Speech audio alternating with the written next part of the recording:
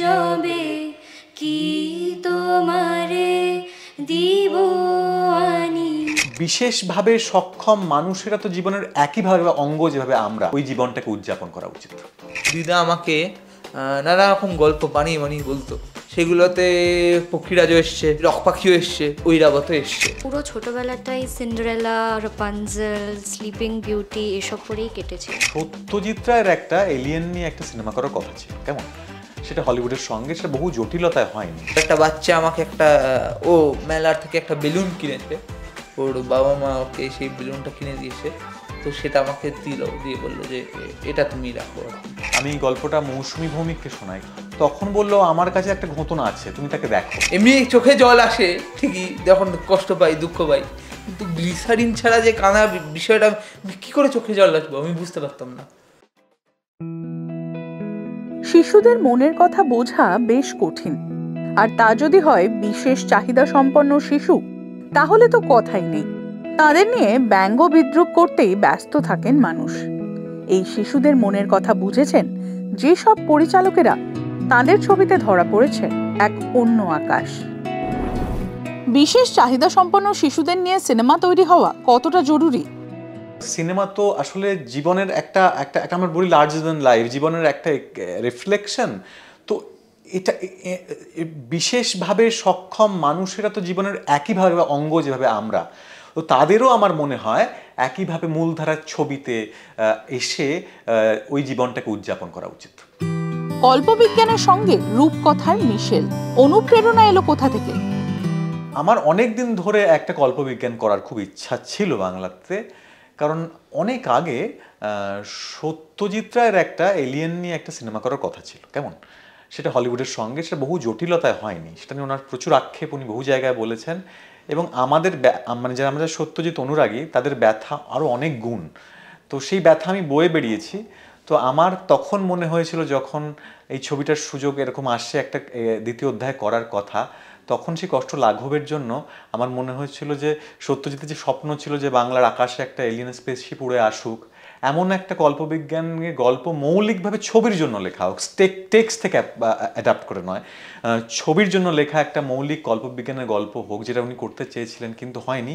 তো আমি অনুরাগী হিসেবে ইচ্ছা হয়েছিল সেই পথে হাঁটার, আমার সেই কষ্টটা যেটা আমি পেয়েছিলাম ওনার ছবিটা করতে না পাওয়ার, সেটা খানিকটা লাঘব করার জন্য। এবং সেইটার সঙ্গে রেনবো জেলি, ঘোতন, পপিন্সটা মার্জ করে যায় এবং নতুন একটা জায়গা, আকাশগঞ্জ, একটা গ্রাম, সেই বাংলার গ্রাম যেখানে একটা এলিয়েন স্পেসশিপ উড়ে আসে এবং সেখানে বটব্যাল এবং আরও অনেক চরিত্র মিলে একটা একটা অ্যাডভেঞ্চারের গল্প তৈরি হয়। মহাব্রত মানে ছবির ঘোতনকে খুঁজে পেলেন কিভাবে? ওই যে ঘোতনের যখন গল্প চরিত্রটা আমি লিখেছিলাম, তখনও তো মহাব্রতকে চিনতাম না। তো ঘটনাচক্রে এরকম একটা স্পেশাল চাইল্ডকে নিয়ে আমি একটা গল্প লিখেছিলাম, তখন আমার মনে হয়েছিল যেটা যদি লেখা যায়। অবভিয়াসলি আমাকে স্ট্যানলি ডাব্বা, তার জামিনপার খুব অনুপ্রাণিত করেছিল।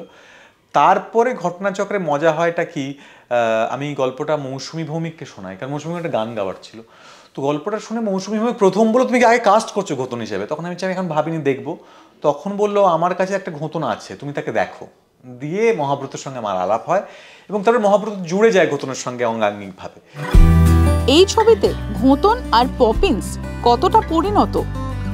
রেনবো জেলির থেকে পপিন্সের এখানে অনেক বেশি অ্যাক্টিং রয়েছে, তো সেটা বোঝার জন্য ওই যে 3-4 মাসের যে ওয়ার্কশপটা, ওটা খুবই প্রয়োজনীয় ছিল। এবং সেখানে অনেক ছোটোখাটো জিনিস ধরে ধরে দাদা শিখিয়েছে এবং সেগুলোর জন্য খুব সুবিধাও হয়েছে। সো ওইটাই। তো মানে ঘোতনের মনটা এখনো একই রয়ে গেছে, এবং যেটা রিহার্সালে আমাকে বারবার করতে হয়েছিল এবং যেটা খুবই অসুবিধাজনক ছিল, সেটা হচ্ছে দাদা হঠাৎ একদিন এসে বললো যে এই ছবিতে কিন্তু কাঁদতে হবে গ্লিসারিন ছাড়া।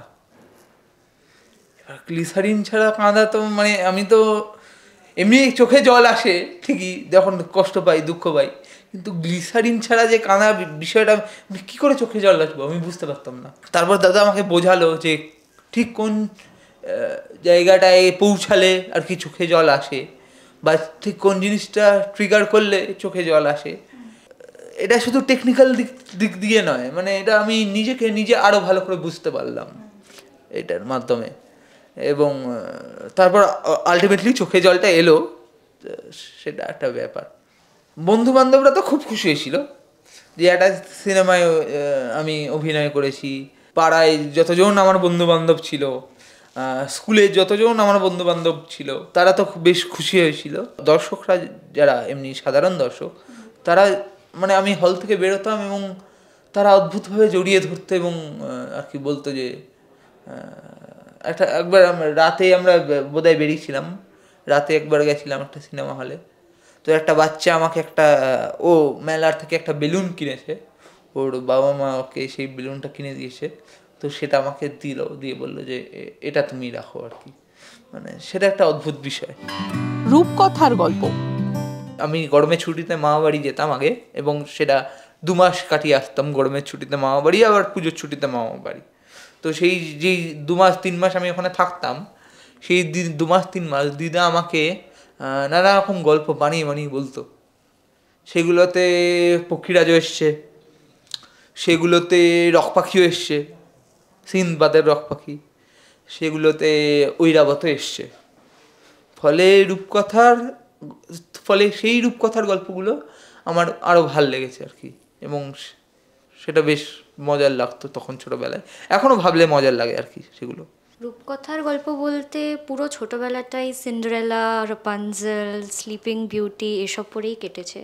এবং একইভাবে আমার দিদাও এবং আমার ঠাম্মা দুজনেই আমাকে রূপকথার গল্প বলে শোনাতেন। আমি তারে সুধাই যবে কি তোমারে দিব আনি, সে শুধু কয় আর কিছু নয়, তোমার গলার মালা খানি, সে শুধু কয় আর কিছু নয়, তোমার গলার মালা খানি। দূর দেশে সেই রাখাল ছেলে আমার বটের ছায়ায় সারা